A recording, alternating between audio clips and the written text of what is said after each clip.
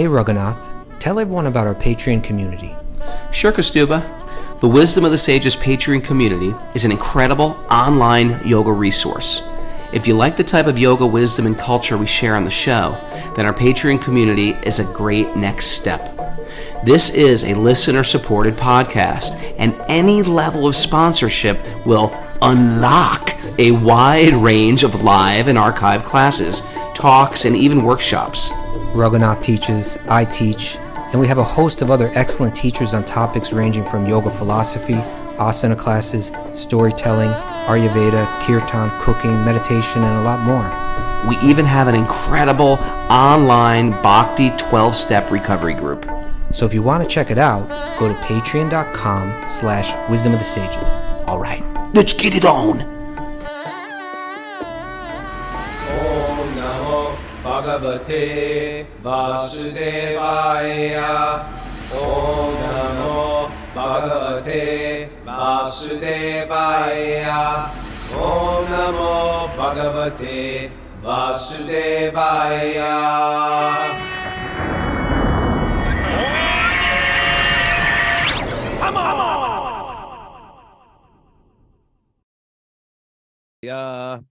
Live from Super Soul Farm, this is Wisdom of the Sages, a daily yoga podcast with your host, Raghunath, and co-host and senior educator at the Bhakti Center, New York. It's Kastuba Das. Please welcome Kastuba Das. I wish I had like laugh tracks, clap tracks, cheering tracks. Welcome Booing to tracks. the show. Booing. I would like a booing track too. A little button I press. I think in the beginning of the podcast, I had a little thing that I used to hold to the microphone, but I don't know if you could hear it properly. Nam Ross used to do that kind of thing. But Nam Ross, when he did that, I was like, I'm jealous. I knew when Nam Ross started doing that kind of stuff, I knew Raghunath, we cannot allow him this facility. That will be fun. That will be, Raghunath will be close behind. That'll be the end of the podcast if we put that kind of equipment in your hands. It would just be all day pressing buttons. Hey, ho, ho, ho, ho. Oh, we had an incredible weekend, Prabhu. Sounds like it. Incredible weekend, flying high. Before we get into it, let's make some announcements. Miss Mara, how are you today? You had Miss Mara, I want to say. She came through all weekend. She's a good woman. She's a Good-hearted woman. good-hearted woman. Thanks, Rago. Announcements. We have Back to Recovery group meetings today at 1 and 2 p.m. and also Tuesday morning at 2:30 a.m. Eastern time, which is a reasonable time for the Europeans. Okay. All right. And there's okay. another big announcement. We got a big Maha announcement. Yeah. Radha Swami is going to be at our retreat in New York City Friday night. That's Friday night, rooftop. A rooftop of the Bhakti Center. He'll speak at our retreat. So excited. And did this last year too. He did? Maybe he did it every year. No, I don't think he was there the first year. Okay. But So that was COVID year. That was just coming out of that COVID was- or whatever. Yeah, that was a COVID. Did Ratha Yatra happen on COVID? No. Although I'll tell you Ratha Yatra story though, Raghunath. Okay. You got a Ratha Yatra story? Tell me. Well, Ratha Yatra had, I think the first Ratha Yatra in New York City was 1976. Srila Prabhupada was there, right? It was a great. Yeah, and Braj Bihari was there. Braj Bihari saw Srila Prabhupada. It was kind of a great moment in his life where he came to New York with nothing 10 years earlier, 11 years earlier. And, the year before he passed away, he came down the middle of Fifth Avenue with a huge parade and everything like that. So, yeah, the first one was in 76, and it was every year until 2000 when COVID hit. Right. But that day, things were really locked down. Remember, if we could look back at 2000, right? It's like it set in March, I think. Me The and Mara were lockdown? just saying we gotta go back and listen to those lockdown podcasts. Oh yeah, right. It'd be really interesting. Yeah. So there was that lockdown, and things were really locked down. Like people weren't even leaving their apartments. I used You to go to couldn't the leave. park. I don't know what New York City was like, but up here, there was no cars on the street at all. Yeah. And so I used to go to the park. Even that was like considered a little Risque. yeah. He's going to the park. And I think That's one of the- dangerous. I think the Breathing fresh air. I think the first time, it might have been the first or second time. It may have even been the first time that I wandered downtown. Was on the day of Rath Yatra, but there was no Rath Yatra. But I just wanted to go down and To pay respect. Good for see. you. No, I just wanted to go down and see downtown. You Oh. know what it was? It was also during all of that, like the whole George Floyd thing and everything. And there was a lot of stuff. There was a lot of art going on down in Soho, like on the streets, and I just wanted to see it. And so I Okay. said, okay, I'm going to walk downtown. And as I was, and to walk from 96th Street down there, it's it's a good hour and a half walk. Yeah. And as I was going down there, I realized as I got near, like into Midtown, I realized this was the day that Rath Yatra would have been. Ah. And but there Have but your for own the, private Rath Yatra? well, for the first time in all these years, there hasn't been one. And what a shame it would be to break that tradition. And then I said, you know what I can do, Raghunath? Did you get a little deity or something and pull No, it down? Manasa Rath Yatra. Oh, you did a Manasa Rath Yatra. That's the Rath Yatra of the mind. That's right. And there were no cars on the road, so you could literally like dance down the street. Did you do that? I was going down the middle of the street, pretty much the middle of the street, or at least in the street, not on the sidewalks. I walked down the street the whole way, chanting and meditating on pulling Lord Jagannath down that street. Down Did you Fifth like Avenue. mime it out? Like, I got No, the it was in the rope. mind, Raghunath. Okay, You didn't do the. It would be great to do a mime puja, a mime Rath Yatra. Maybe I could have played all the roles. Like Yeah, now I'm the pujari. Now I'm throwing things from the cart. So anyway, so it did happen that year. I just want to share that, and maybe not. Okay, the way it never stopped. Well, Yeah. that was a very charming squirrel, my friend. Okay. All right. So, Um, but anyway, that is a big announcement. We're going to have Radhanath Swami. It's really one of the most fun, retreats we do because it's in New York. It's got the big Rath Yatra. The day, our retreats begins that evening, Friday evening. I guess it's June 9th, probably. Yeah, June 9th.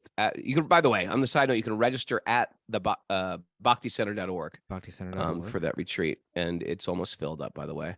And what was I going to say? Oh yeah, but that day, it's not officially part of our retreat, but we can all go and hang out there on that day. The whole day building up, there's Kirtan in Tompkins Square Park, where Srila Prabhupada inaugurated the Sankirtan movement in the Western world with lots of people and food and everything. So it's a fun. You can add that to it too, If you want to go to New York City, it's a great weekend to come. Some Yeah. people are just like, I'd like to go to New York City someday. Great weekend to come. Yeah. You can hang out with the Krishnas, hang out with me and Kastuba, go to the park, have great kirtan, eat great food, be with great people. It's a great weekend. And now Radhanath Swami. This is an extra bonus. See, he was so sweet when I spoke to him. He's like, "Of course, I would absolutely love to do that. Whatever." He said something like, It's exactly how he said it too. At any time that I could serve, please. And I said, well, Maharaj, we were also thinking that like during the Rath Yatra day, like down in the park, because the parade comes down, it ends in Washington Square Park, and then there's all these tents and everything set up. And we have a Wisdom of the Sages table set up. And you and I were thinking, last year we sat down and we did a kirtan. We're thinking maybe just more kirtan, like get our people involved and just have a little thing of Wisdom of the Sages, little scene going on the whole time. Yeah. And I said, Maharaj, we'll probably be doing like that. Maybe if you could come and lead a little kirtan for our thing. He said, I will do my best to try to be there for that. So whole thing should be great. All right. Excited for that. BhaktiCenter.org to register for that. And any other announcements? Had a great interview yesterday with Naveen Krishna Prabhu, who heads up the Avanti schools in England. Fascinating. What the seed of one person's desire can grow into. It's just incredible. It's okay. So go back and check that out. It's yesterday's interview day. I missed it. 10:42. Because we were absorbed in the nectar of coming together with great souls who just want to serve. And basically it was everybody, a whole group of people live from Zoom were there yesterday or this whole weekend. And we had just like an ecstatic, it was a beautiful weather, just a work weekend. Chief Pag was there. He built the bridge. Sage Group AM was there. They built a door. You built the bridge like right behind the Yogi House across. No, the entry bridge was all rotted. Uh-huh. So they had to fix that. And And so Entry. I don't even the know what entry bridge with the big, thick 6x6 railing and stuff like that. They built that. Okay. And it was just a great day working outdoors and just being Beautiful with day, right? people. It was a beautiful day. We just had spontaneous kirtan. And then Saturday night, Mara cooked, Bobby cooked. Who else cooked? Mallory cooked, Jai Subhadra cooked, and Govardhan Lal. And so it was really sweet. And then we had Saturday night. It was so nice. We had this really nice private preview at this beautiful theater in Chatham of Something Divine. Tom Essig, one of our regular Zoomers, he's here today. His movie, which was basically documenting my life and the life of a few others, including Sue Bear, Paramananda, Kaylee, Fabio from Italy, and our pilgrimages to India, and also tying it in with the punk and music scene. But it was just so tastefully done and artistically shot and edited so nicely. And we were all blown away, Tom. I really want to give an appreciation. So when that gets out, we are going to really support it as a community to just show. I mean, but just seeing it and getting taken back to these holy places.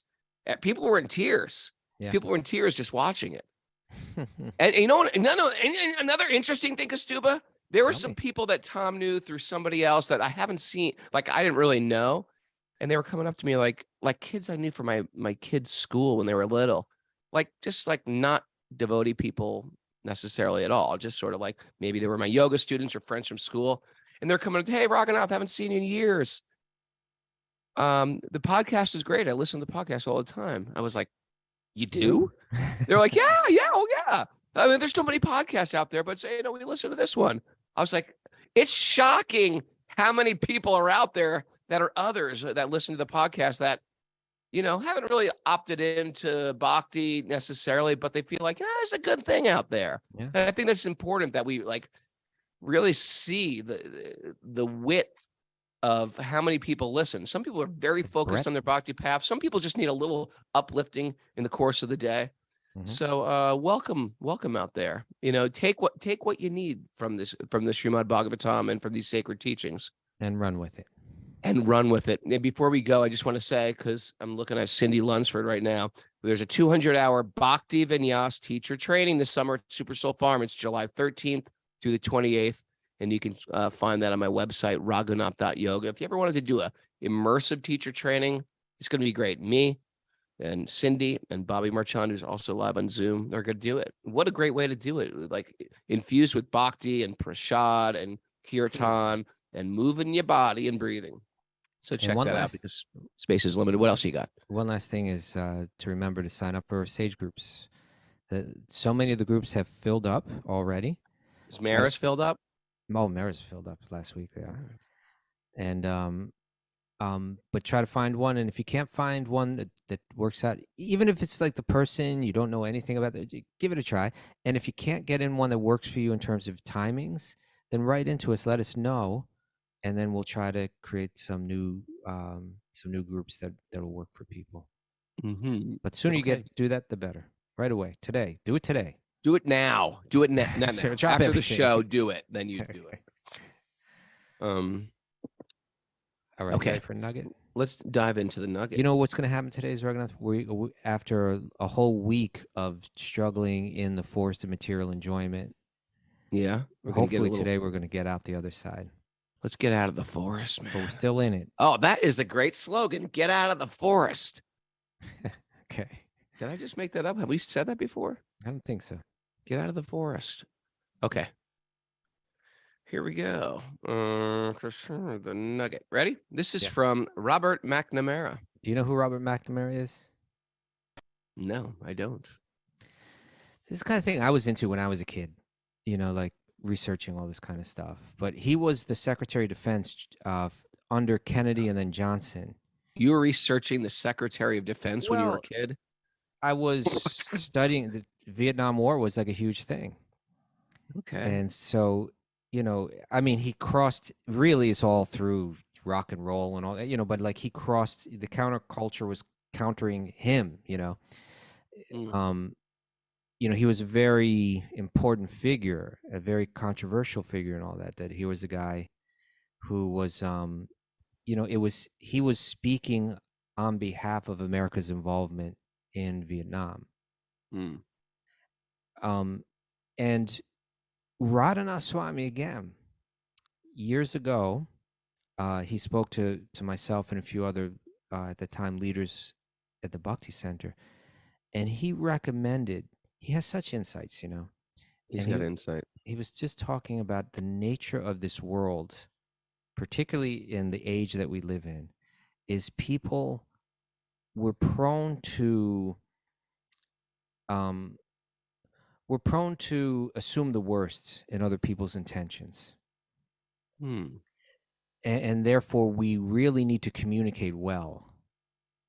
Mm. He gave the example of, it's like being in a hospital. Like when you go to do surgery in a hospital, it's not like they just kind of casually clean the surgery facilities.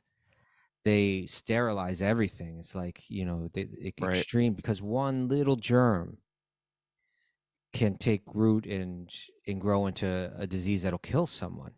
Mm. And so he was saying, we need to, as leaders, we need to communicate like this. To be so clear, to always be opening the channels of communication and sharing what you're doing and why you're doing it and how you're thinking. And otherwise, any inadvertent thing can be misinterpreted and, like a germ, and grow.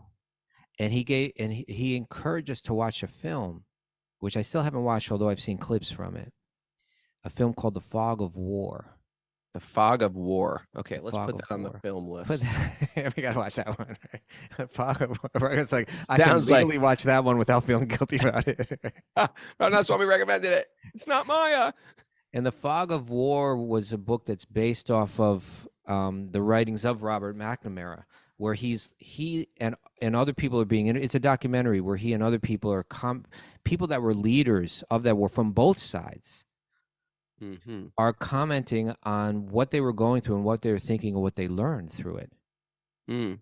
And at some point in that film, you have Robert McNamara on one hand, and then you have a parallel leader from the North Vietnamese side. And they're both sharing why they did what they did, because what they were thinking the other side was thinking. Mm. Robert McNamara is saying, we were convinced that North Korea was not only trying to establish a communist, not Korea, Vietnam, we were convinced that they weren't only trying to establish communism within Vietnam, but that they wanted to spread it throughout all of East Asia. Mm. And therefore, if it was only how they wanted to rule their own country, we wouldn't have had any objection. But we were afraid that this was going to spread and it would have so many other kind of repercussions. And then the person from the Vietnamese side was saying, we had absolutely no intention of that. We were simply trying to establish, and we thought that they were going to try to do this, Right. and so you could see that afterward, both of these men who's, in one sense, they may be corrupt in so many ways, but in another sense, they were trying to do what they thought was in the best interest of their people. How they were assuming the worst in the other side, and how it caused so much destruction for both sides. You know how many people died due to the Vietnam War? It's like millions. Like, not only, what to speak of people civilians. have nothing to do with the war. Children. Over a million, maybe millions of civilians that died in that war. What to speak of the people that were fighting on either side. So it's so the nugget we're going to read. We can discuss it a little bit. In one sense, it's quite simple, but it's. I mean, it almost sounds obvious, but Wouldn't it be great think if the about it. leaders of the countries that wanted to go to war, they would just say, you know what, let's do this, but just you and me. Let's just you and me. Come on, right here. Now, you see, the thing is, one of the lessons that Robert McNamara draws from not only Vietnam, but his time as a Secretary of Defense was, there are two major things that defined his, two major events that defined his career Right. as Secretary of Defense. one was Vietnam, and the other was the what was that called? The Bay of Pigs, or not the Bay of Pigs, but the Cuban Missile Crisis. Do you know about the Cuban Missile Crisis? Yes, I do. Yes, Okay. I do know about the Cuban Okay. Missile. You're like, I know you're dumb, but maybe not that. But I don't know if you had any interest in it. But the Cuban Missile Crisis is, this. Russia was sending missiles to Cuba. America wasn't going to allow these missiles to be existing so close. Nuclear missiles. pretty close. Cuba's pretty damn close. Very close. And we're just going to put these nuclear missiles right on the tip of Florida. Right. You know where Key West is? You can swim there from there. Right. So it became the conflict. In a course of days, the conflict was escalating to the point where it looked like both sides were going to use nuclear weapons. And neither side could back down because neither side could look weak in front of their own people. Yeah. And the way that Robert McNamara plays it is what we had to do is empathize with the other side. We had to try to understand what is Khrushchev going through. He was saying that rational people on both sides. He was saying Kennedy was rational, Khrushchev was rational. These are both rational people, but because of the positions they were in, they were having to. They had to save face. At least they felt. So they had to kind of and they were communicating in these subtle ways. They said like Khrushchev sent them 2 letters. One sounded like someone drunk with power and ready to go to war, and the other sounded more reasonable. Right. And so they decided, let's answer the reasonable one and give him a way where he can walk away saying, America wanted to take over Cuba and I prevented it. And Kennedy had to be able to say, Khrushchev wanted to put missiles in Cuba and I prevented it. So much of it has to do with, he's saying, empathizing with the other side and so on. Any case, why don't we read the nugget and see what he has to say? Okay. You completely ignored my way to fix all these problems by having one please person. Tell us your way to fix it. One person from each side having to fight it out, and we're just going to accept whoever wins. I thought you were saying I just misunderstood. I thought you were saying they just had to sit down and talk it out like friends. Be like, let's settle this. Let's settle this one-on-one. I think like the schoolyard. That way, one person dies, and not millions of people dying. You just got to pick your craziest guy or girl, and like, okay. And that's maybe what the Olympics are for. Finding who's the craziest, the most fighter, and then you send them to fight all the battles. Okay. Maybe you get a team of them in case the guy is sick or something. Do we have to figure out everything? Do I have to figure out everything? Think how many lives I would save if you just followed me. Okay. All right. Nugget. A duel. Yes. Okay, nugget. If people do not display wisdom, they will clash like blind moles. Blind moles, And right? They don't even know what it is they're fighting, but they're afraid of it. And that's redundant, McNamara. All moles are blind. Are they? They'll fight like blind moles. Oh, you think there's just one blind mole out there? Yeah, it's like I didn't know they were blind at all. They're blind? Yeah, that's part of the characteristics of moles. Are they only blind when they come out of the hole, or can they see down in the hole? Mara, you went to private school. I think they're always blind. They're like mice without eyes. Like 3 blind mice. Maybe that's where that came from. They have no eyes? I think they have eyes. We're getting to the bottom of this right now. Let's get to the bottom of that. But they will clash like blind moles, and then mutual annihilation will commence. Yeah. Okay, we've got information on moles. Okay. I stand corrected. Moles are often thought to be blind when in fact they can see. Oh, right. They are colorblind and have poor vision, only adapted to recognize light. To find food and to navigate the dark underground, moles rely on their keen sense of smell and touch. So they're probably legally blind. They're not blind. They're legal. They're They're as blind as my mom. They're legally blind. They can't get a driver's license. Okay. All right. Okay. So here's Robert McNamara. This is a guy that was a professor at Harvard. This is a guy that was like, I think he had some huge role at Ford Motors and so on. Like this is a refined, well-educated gentleman man, right?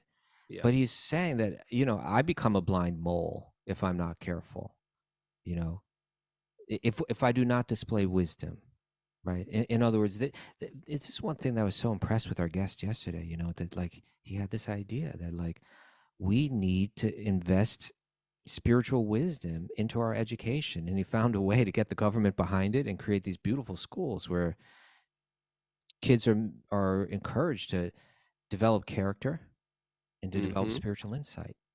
And so Robert McNamara is saying here, without character, without spiritual insight, without wisdom, even the most refined people, even the most educated people become like blind moles, and they annihilate one another over nothing. That whole conflict did not have to happen, right? It was due to fear.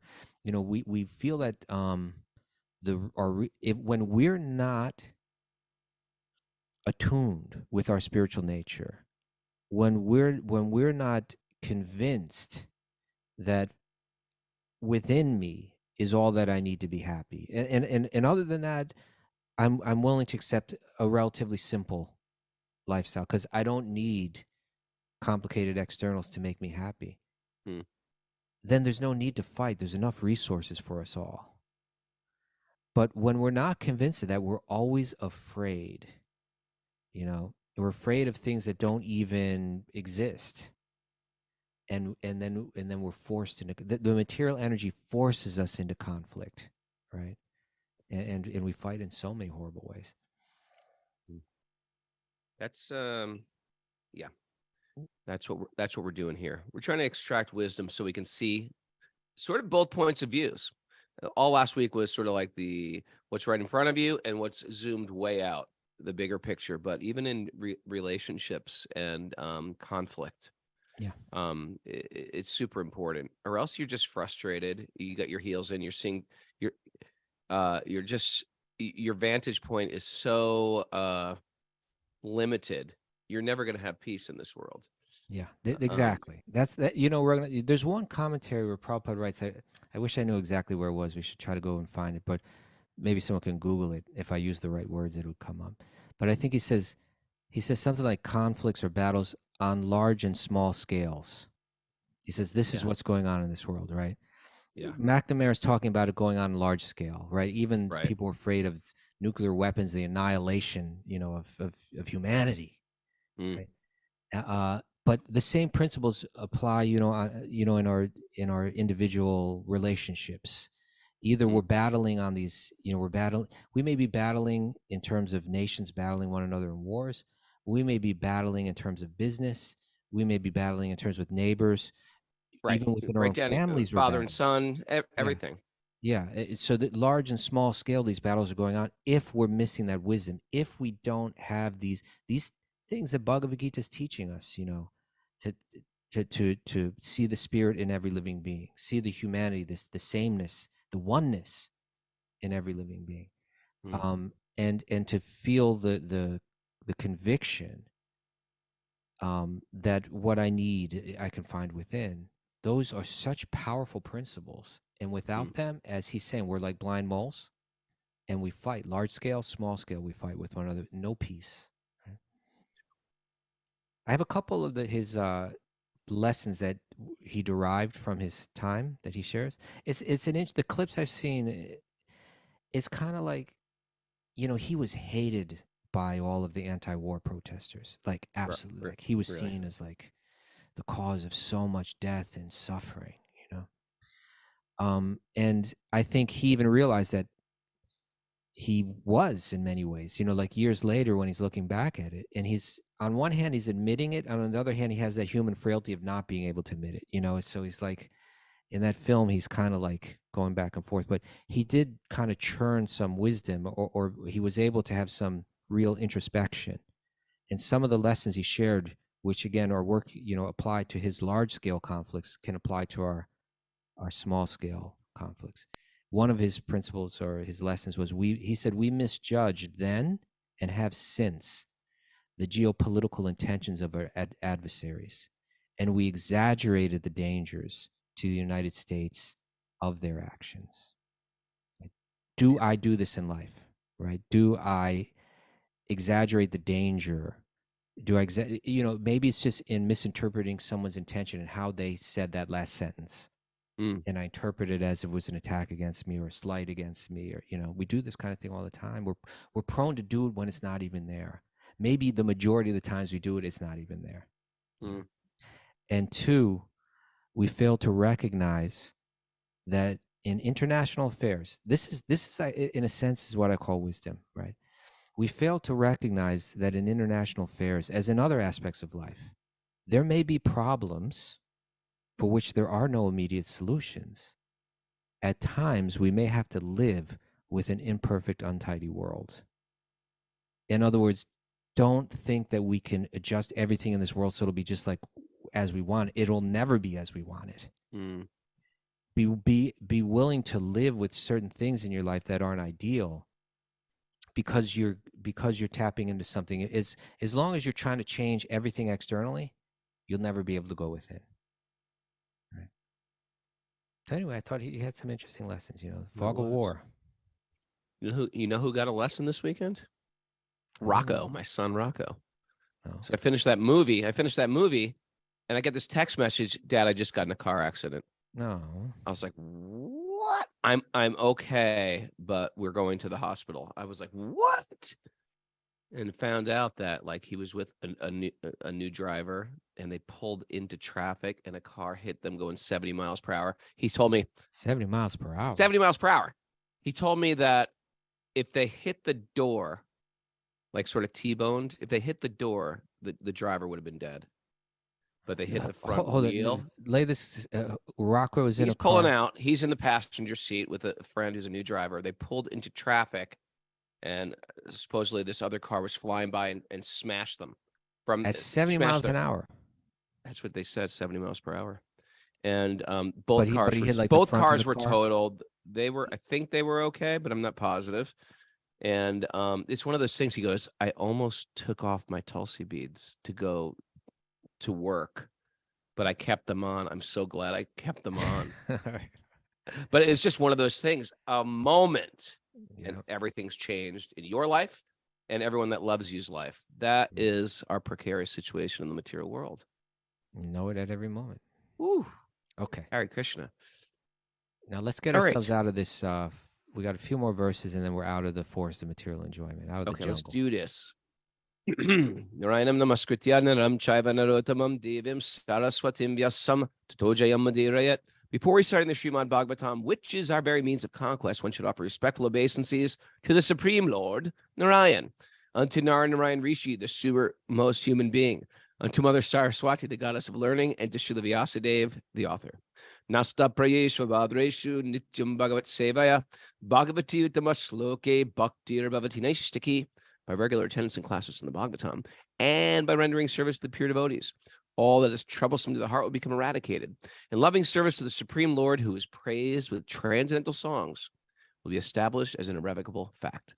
Om Jnana Timarandasya Jnananjana Shalakaya Chaksurun Midatam Yena Tasmai Shri Gurave Namaha. I was born in the darkness of ignorance. My teachers are opening my eyes with a torchlight of knowledge. I offer my obeisances at their lotus feet. Okay. Reading from the Srimad Bhagavatam. Where are we at, Kastuba? I think we're at text 34, Canto 5, chapter 14, text 34. Okay. The conditioned soul, us, suffers many miserable bodily conditions, such as being affected by severe cold and strong winds. He also suffers due to the activities of other living beings and due to natural disturbances. When he is unable to counteract them and has to remain in a miserable condition, he naturally becomes very morose because he wants to enjoy material facilities. That's right. Yep. Have you ever been in a natural disaster? I mean, nothing too destructive. Okay. I've witnessed 2 volcanoes. Wow. And I've been in a hurricane. And I've been in a hurricane, but nothing. I mean, I was in Hurricane Sandy. I mean, that was pretty destructive. Okay, we'll give you that. Thank you. You're in the club, the Natural Disaster Club. Sometimes conditioned souls exchange money But in due course of time, enmity arises because of cheating. Although there may be a tiny profit, the conditioned soul ceases to be friends and becomes enemies. Here we Yeah, go. we spoke about this. There's always problems. You spoke about this? We spoke about this the other day on the show, but then I think we spoke about this yesterday, Stephen, didn't we? It's like sort of like getting into business with people that are your good friends sometimes. It sometimes causes more, because there's something like, it's like money, home, and family. These three things really root us to the material body, and there's always, and that's why the Bhagavatam sort of like warns, hey, these three things, you're above these three things actually. And it seems sort of like cruel to say that your home is temporary, your family's temporary, but these are the things that sort of like stir us up, and you could have long-term enmity towards a loved one over a few dollars. That's right. Text 35. Text 36. Text 36. Sometimes having no money, the conditioned soul does not get sufficient accommodations. Oh, I hate that. Sometimes he doesn't. I don't think they're talking merely about the luxury lounge at the airport. I have lousy accommodations.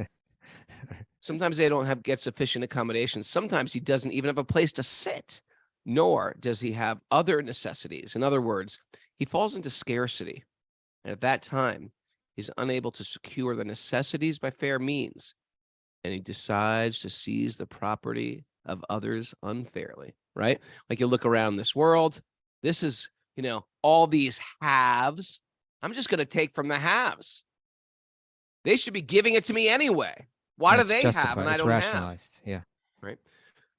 When he cannot get the things he wants, he simply receives insults from others and thus becomes very morose. There's an Indian saying, maybe if it's a Sanskrit thing, could go into some Shastra, I'm not sure, but that poverty brings out, basically says poverty is like it's something like poverty is kind of the mother of all bad qualities or something like that, right? In the sense that sure, we'll do things that we wouldn't normally do if we're in a condition where we feel we need to. There's no alternative, Yeah, for sure. Gun sales shot up during the beginning days of the pandemic because people were thinking, people are going to take from me and they're going to take my stuff. Prabhupada writes here, he says, it is said that necessity knows no law. Right? Wow. I got the dove. I got these doves. They keep coming right up. This right here. Up there it goes. He says, it is said that necessity knows no law. When the conditioned soul needs money to acquire life's bare necessities, he adopts any means. He begs, borrows, or steals. Instead of receiving these things, he is insulted and chastised. What Bhagavatam's trying to do is say, hey, maybe you see this, but even think that not only that, if you're not going through this in your life right now, you may later in life, or you may have in a previous life, that these are the conditions that we go through. These kind of like, and if you're not going through it, somebody in this world is right now. Sure. Yeah. He says, unless one is very well organized, one cannot accumulate riches by unfair means. Even if one acquires riches by unfair means, he cannot avoid punishment and insult from the government or the general populace. There are many instances of important peoples embezzling money, getting caught, being put in prison. One may not be able to avoid the punishment of prison. One may be able to avoid the punishment of prison, but one cannot avoid the punishment of the Supreme Personality of Godhead, who works through the agency of material nature, right? Whether it's the law or the law of karma, you can't escape it, right?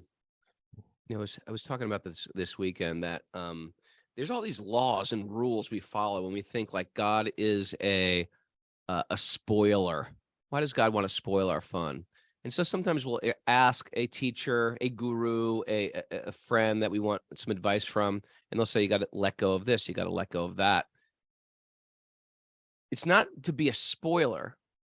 It's, for example, if I have a car and I see you shooting out the tires of your car, when you're meant to go somewhere with that car, I'm not being a spoiler by saying, don't shoot out your tires. I'm being a friend. Shoot out? What do you mean shoot out? Shoot out with a gun. Why would anyone do that? I know, it sounds crazy. Why would anybody do do so many things. Okay. Well, maybe like with their don't speed bodies. in the car. How about that? Something like people do that, right? No, people do shoot out, Kostub. I'm going to stay with this analogy. You know why? Okay. People do things that they know are bad for them, and their only explanation is, I'm attached to it. I'm attached to it. So when you come to some spiritual practice, and the guru or teacher says, try letting go of this. Try letting go of this. It almost It's seems not like, why? just self-torture. The teacher doesn't want to torture you. The teacher loves you. Teacher's your best friend. It's not going to be good for you. Just move ahead. Okay. Did you finish this verse? We're in text 37. Yeah. No. Well, did we finish 36? That's my question. He says I he think falls so. into scarcity. He's trying to secure necessities, but Okay. When he cannot get the things he wants, he simply receives insults from others. He becomes very morose. Yeah. Although people may be enemies, in order to fulfill their desires again and again, they sometimes get married. Unfortunately, these marriages do not last very long, and the people involved are separated again by divorce and other means. They got divorced back then? Yeah. I guess so. It says it here. The path of this material world is full of material miseries, and various troubles disturb the conditioned souls. Sometimes he loses and sometimes he gains. In either case, the path is full of danger. Sometimes the conditioned soul is separated from his father by death or other circumstances. Leaving him aside, he gradually becomes attached to others, such as his children. And in this way, the conditioned soul is sometimes illusioned and afraid. Sometimes he cries loudly out of fear. Done that. Sometimes he's happy maintaining his family. I didn't get that. And sometimes he's overjoyed and sings melodiously. I do that a lot. I do. In this way, he becomes entangled and forgets his separation from the personality of Godhead since time immemorial. This is the key. This is the last verse in the jungle. We're finally getting out of the jungle with this verse. Welcome to the jungle. But in this way, he becomes entangled and forgets his separation. Right? This is the whole thing is making us forgetful of what we're meant to remember. Mm-hmm.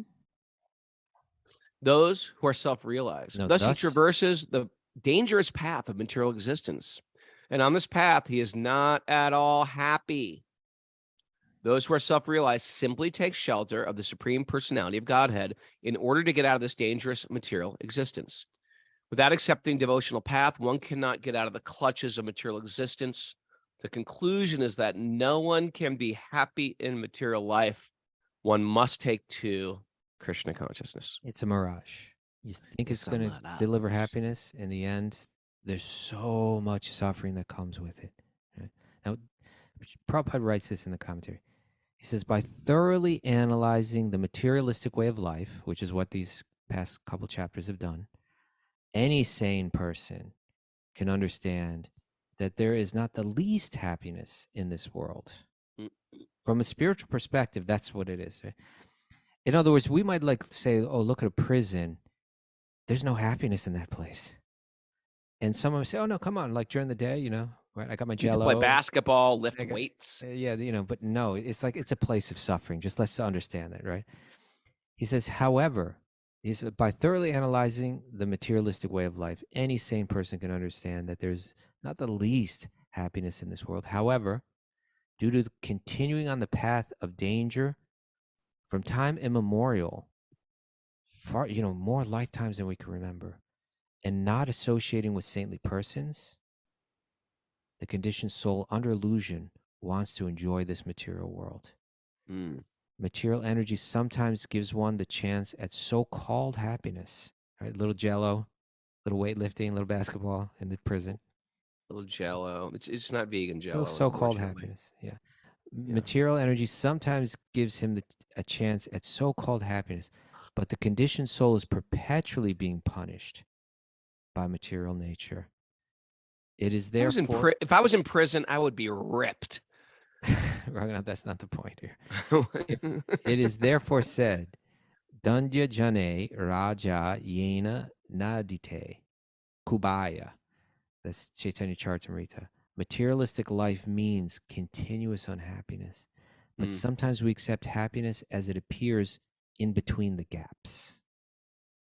Sometimes a condemned person is submerged in water and then hauled out. Actually, all of this is meant for punishment, but he feels a little comfortable when he's taken out of the water. Right? We get It's like up. those dunking stools where you sort of like, in the old days, they used to, if you were naughty, they dunk you, and then and you're choking underwater, and then they pull you up, and you're like, and you feel like, oh, the air is so great. Yeah. Oh, this is the message that your happiness will not be found through material enjoyment. Not even saying not in this world, but not through material enjoyment.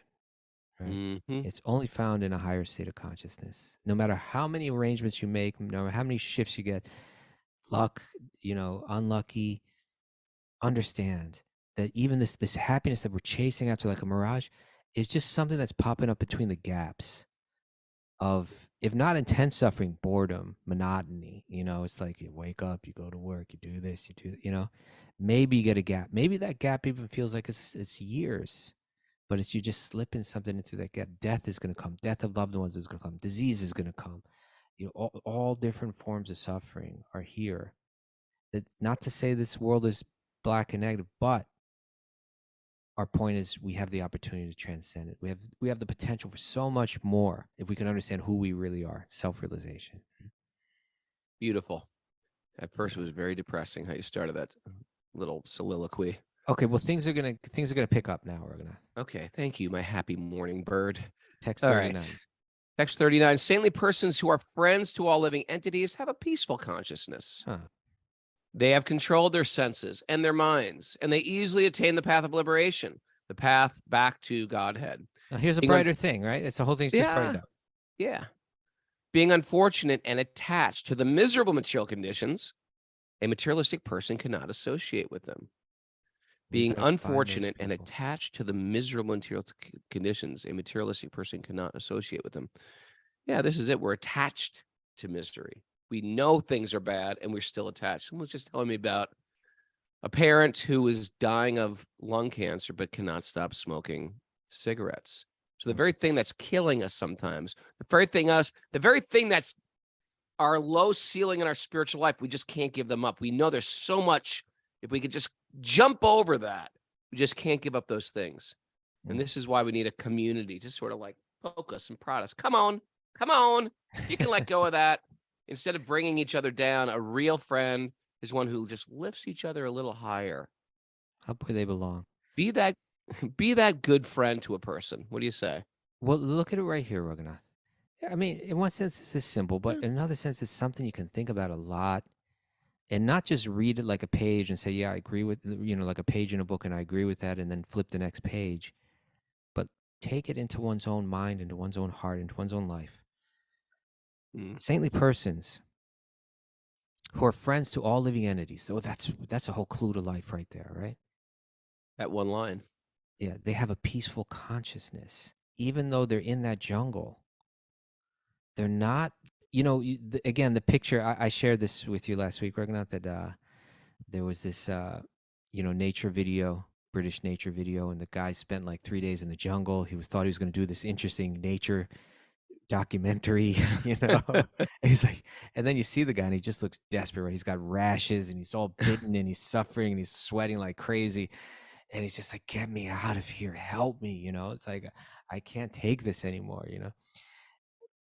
That's the majority of people moving through this world. We get pushed, into positions of suffering. We're going to psychiatrists, we're taking medicines, we're arguing, we're suffering, we're having conflicts. That's us suffering in the jungle. No peace. It says here, saintly persons, first thing it tells us, they're friends to all living entities. Therefore, they have a peaceful consciousness. Even they're in the jungle, they're not like that. They're not desperate. They're not all bitten and full of rashes and suffering. And so their mind is peaceful.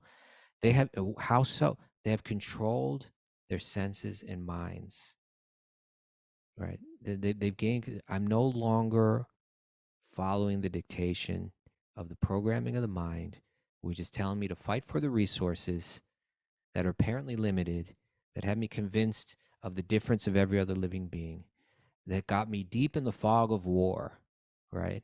Where I'm convinced that I need to battle here. I need to fight. And again, large scale or small scale, right? It may not, it may even be, what do they call it? Passive aggressive battles that I'm locked into every day at work. You Right. know, it may even something like that is like grating at me and creating a tension in my mind and even in my body, and it's got me just feeling a constant state of dissatisfaction. Right? You know it's a great practice for that, because they will grate you and they will ruin your day. It's like harping on someone that's bugging you, someone that's hurt you, someone that's betrayed you. That will ruin your day.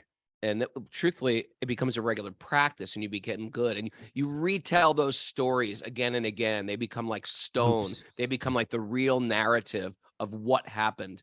So when I catch myself doing that, I just start to say, well, actually, hold. Slow What it is down. wonderful about this person? It's Uh-huh. like, it's everything you don't want to say wonderful about this, but the person that hurt you, betrayed you, stole from you, broke your heart, whatever it is. What is wonderful about this person? What are they going through in their life? How can I be compassionate for this person? And you actually talk it through from another vantage point, from North Vietnam's point, or North Korea's vantage point, or from Israel's point, or from Palestine's point. How can you actually see it through other sides? And what will happen is it crushes your enmity, it crushes hate, and it gives you that broader vision, and you don't have to live with that. It doesn't have to haunt you. It doesn't have to weigh heavy on your head and shoulders. You And know, it's tough to do. and in this verse, it gives us the clue of how we get there. We don't do it on our. It says you find these saintly people who have peaceful consciousness, who have controlled their mind and senses, who have attained the path to liberation. You need their association. I had another phone call yesterday, Raghunath. I spoke to did? some great souls People yesterday. call you. I was calling them. You calling I people? was reaching out. You're just reaching out. And Okay, tell one me. person, this person is like someone who I have super admiration for, right? Someone who's just like this, who's just like what's described in this verse. And I wanted to discuss, because it's exactly what you're saying, Raghunath. Within my mind, I was having some tension where there are some other bhakti yogis out there. Not me and Mara. No. Okay, just checking in. And, a half of my mind was like, I want to appreciate them and all that they're doing. And another part of my mind was saying, you know what? This looks a little phony to me, or it looks a little artificial to me, or it looks, I wasn't comfortable with it, on the other hand. And I was asking this person what their thoughts were on this, and they just shared with me such a, insightful, like, What did they say? What did they say? Well, what I could see that the tension that was within me wasn't within them, but they were just like, there's definitely some immaturity there in the people that I was bringing up. Yeah.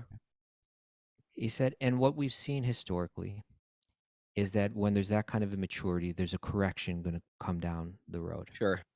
Right. Now, that correction may come with them realizing it and adjusting themselves. It may come with them embarrassing themselves in some way, or the facade of what they're trying to present, at least as much of it that is a facade, crumbling.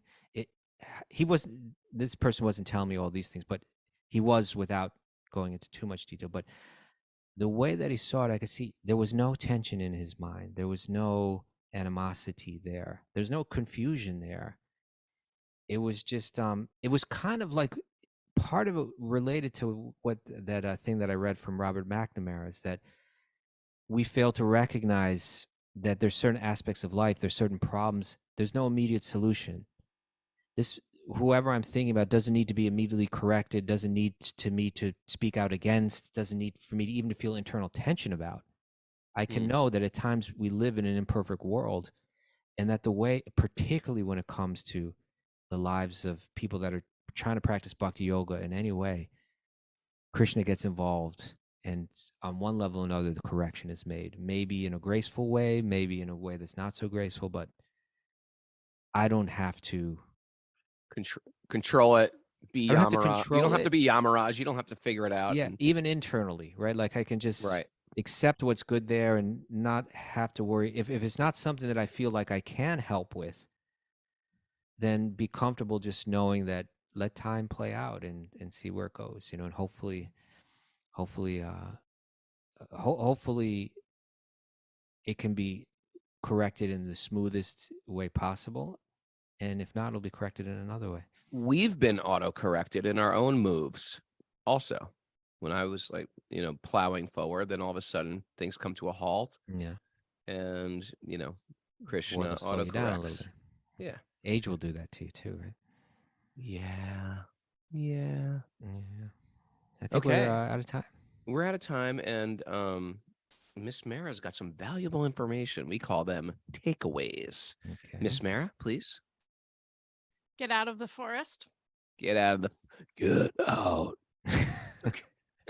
Display wisdom or risk crashing like a mole. Legally blind mole. Legally That's blind. good. Do I misinterpret intentions or exaggerate danger?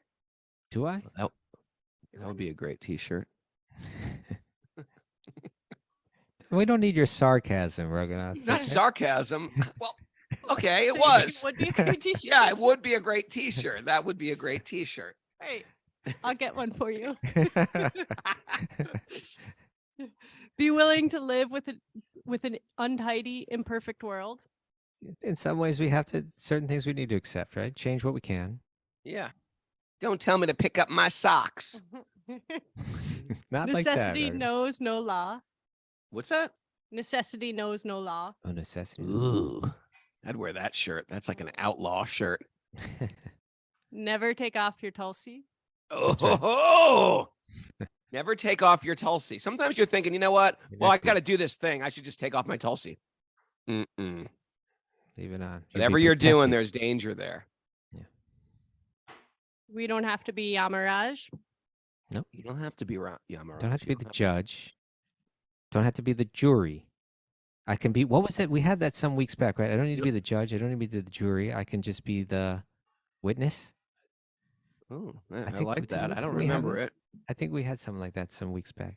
We had one like you don't have to be Judge Judy. Remember? Yeah, Judge Judy was big up for a while. We were talking about Judge Judy a lot. Okay, go on.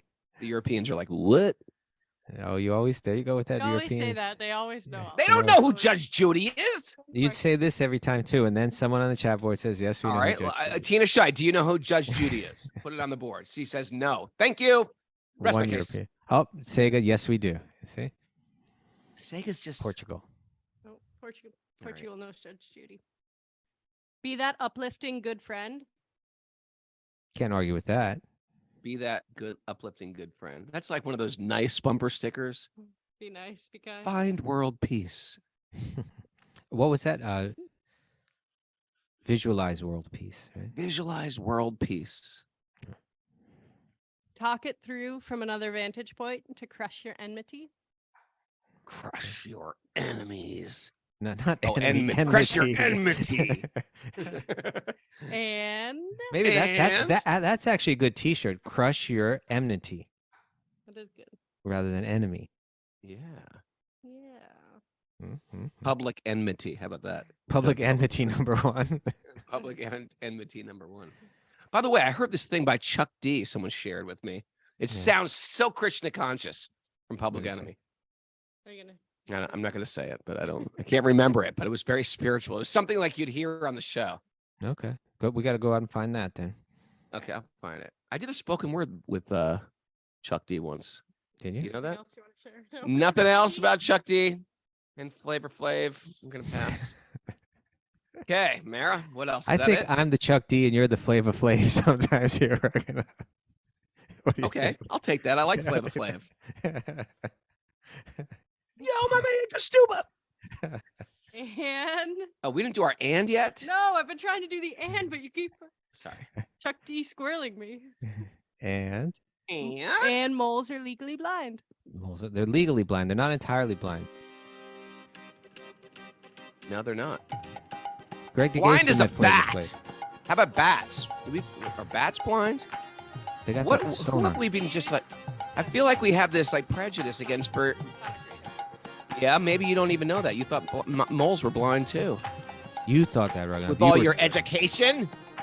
You were talking down to me just a few moments ago, Raghunath, that I wasn't aware that moles were entirely blind, and we found out they're not blind. It's Codicy today, isn't it? Speaking of blind moles. Isn't the oh no! I thought I broke it. I don't think I did. Kadashi? Yeah, I didn't. I just had some nut milk. Nut milk's not. It's almond and coconut. I'm good. All right, everybody. Hey, it's a great day, and I want to thank this community for who supports us out there. This is a community-sponsored podcast. Isn't that amazing? And if you'd like to, whatever you're sponsoring, I'd like you to double that. What do you say about that? Whatever you're sponsoring for our Patreon, double it. Double it. You can't say that. But what we can say, double it, is that you and I are meeting today at 12 o'clock. You've probably forgotten all about it.